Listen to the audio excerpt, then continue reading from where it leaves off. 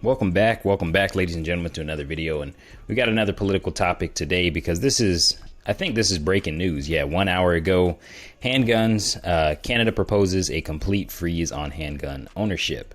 So I think you guys pretty much know where I line up on this, but my point of making these is always just to show that there's more than one side to the story, right? There's more than one side. Obviously, any loss of life is tragic. We don't want to see any loss of life, but let's just go ahead and get into the story. Today we're going to talk about what law is being proposed. It's been put out to the Parliament of Canada. We're going to talk a little bit about the Lusitania, which was a ship that was sank to basically get us into World War I. We're going to talk a little bit about our good buddy over here, Justin Trudeau, and his ties with the World Economic Forum. And it's interesting that just after he goes to Davos to talk to all these world leaders, these unelected officials, that now he's putting a complete freeze on all purchase of firearms in Canada. And I mean, that kind of underscores the importance of the Constitution. In Canada, they don't have a Constitution that underscores or that guarantees the right for them to own firearms. So at any point, they can just have that right or privilege, as I guess you could call it up there, taken away. And then we're going to talk a little bit about the Uyghurs and some other atrocities that have happened throughout history. So anyways, let's go ahead and go down into this article. So I'm just going to try to hit a couple highlights here.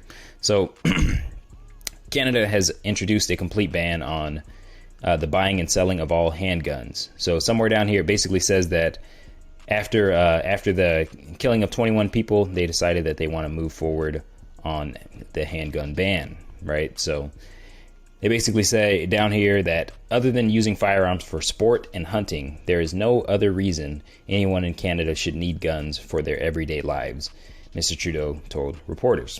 So there is no other possible reason. So I kind of wanted to go through some other possible reasons. And it's not that there's no other possible reasons, is that he doesn't like the reasons that I'm about to give. So let's look at some instances throughout history where the citizens have been disarmed. So this is what happens when you disarm the citizenry. So back in 1911, there was in Turkey, 1.5 million Armenians were slaughtered after they were disarmed. After the Russians disarmed their citizens, 20 million Russians were slaughtered in 1929. 1935, 20 million Chinese were slaughtered. 1938, we obviously know what that was. That was the Holocaust. 6 million Jews were slaughtered. 1956, Cambodia, 1 million intellectuals were slaughtered after they were disarmed. 1964, Guatemala, citizens are disarmed. 100,000 Mayan Indians massacred. 1970, Uganda, the citizens were disarmed and 300,000 Christians were put to death. And that's not the only thing, right? So we've got some modern day things going on right now. Like, for example, we had Australia. They were put into cages, right? Those COVID cages. That was a thing. All right. We had Canada. They weren't allowing trucks to go across the border. So essentially, it's more about freedom, and in the sense of what people mean when they say freedom from having the government tell you what to do. So let's get a little bit more into this, see if there's anything else we want to highlight here. So it says that it would be the most ambitious attempt yet by his government to restrict access to firearms. So essentially what he is doing is he's making it illegal to purchase the firearms, but he's not making it illegal to own the firearms. But I don't know how you are supposed to own something that is illegal to purchase. It's I guess it's more so going after the gun industry, I guess you could say. I'm not sure exactly how that works, but I don't know. We think we would learn our lesson from Prohibition, but let's move on from that and let's move over here to the Lusitania. So a lot of people don't know about this. I actually learned this through reading a book called, what's it called? It's about the Federal Reserve, The Creature from Jekyll Island. So it's essentially a conspiracy which seems rather credible, is backed up by evidence, and it basically is how the U.S. government, Winston Churchill, dragged us into World War I on the side of the Brits. So let's go into this. Okay, so a week before the sinking of the Lusitania, Winston Churchill wrote a letter to Walter Rusniman, Walter, The president of the board of trade, stating that it is most important to attract neutral shipping to our shores in the hope, especially of embroiling the United States with Germany.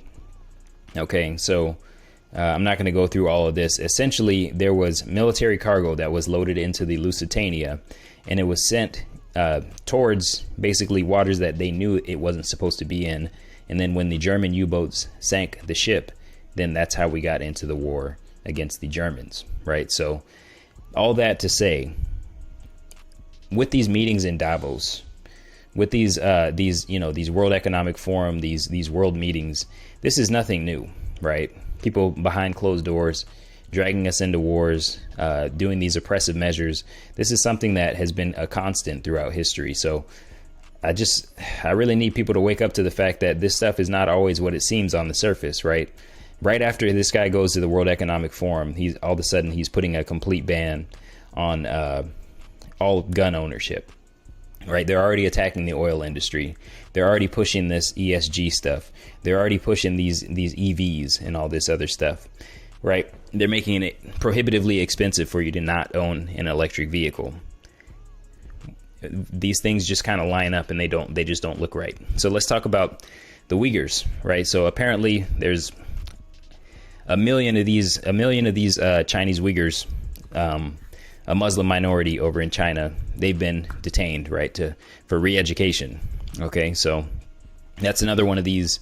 There's no reason. Okay, there is a reason. I'm sure that these people would love to have some AR-15s so that they could defend themselves against the Chinese government. And I'm not going to put it up in the scope of this video, but we've seen what zero COVID looks like. I'm sure that anybody out there has seen what zero COVID looks like. One interesting thing that I do want to look up really quick is I just kind of looked this up because I was thinking of kind of counter examples. So I looked up Japanese internment, and I was surprised by what I found. Let's see. Yep. So basically, back during World War II, there was about 120,000 people of Japanese ancestry that were interned. So this is kind of a counterexample that I could think of that's like, okay, well, why didn't the Second Amendment prevent this, right? Why didn't it prevent all these Japanese people from being round up, right? They were loyal to the country. They were Japanese loyalists to the United States. So my guess would be that they didn't expect that, this was going to go on for so long. But one thing that's very interesting about this is that I don't know where it says it in here, but what actually saved these people and got them out of these camps was the due process clause within the Constitution. So once again, this underscores the importance of the Constitution and kind of how it secures freedom and liberty for minority groups. So that's one thing. And then the other thing that was interesting, I don't know if it'll be in this one, if we can find, let's see, Reagan. It's not in here, but these people that were interned actually did end up getting reparations. I believe it's $20,000, which is $41,000 in today's money. They got $21,000 in 1988 from Ronald Reagan, Republican president, and they were actually interned by FDR, who was a Democratic president. So just another interesting thing there. Wait, there it is. Reparations, Ronald Reagan. So anyways, yeah, right here we see the government dispersed more than $1.6 billion in reparations, and that was actually that was done by Ronald Reagan, a Republican president, much later. So it's been interesting. I've been going through kind of a journey, just kind of looking through what the actual history says rather than what the talking heads on the TV say. And there it is. FDR, FDR was the Democrat that put those people in those internment camps. So like that's kind of another knock against the whole party switch narrative. I mean, 1988 is supposedly after the party switch, and that's when Ronald Reagan gave these Japanese people reparations. But anyways, let me know what you guys think about this.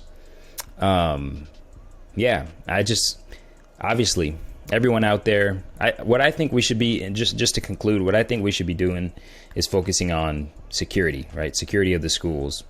So obviously everybody wants to see our kids safe, and nobody wants to see the next Holocaust. But I just think that this is not the way. right? I think we should be focusing on security of our schools. We're not Canada. Canada can do that. We'll see what happens, what the results of it are. They can be the canary in the coal mine if they want to be, but I don't think this is the way. So anyways, hopefully you guys enjoyed the video. I've got a different topic coming for tomorrow, and I'll see you guys in the next video.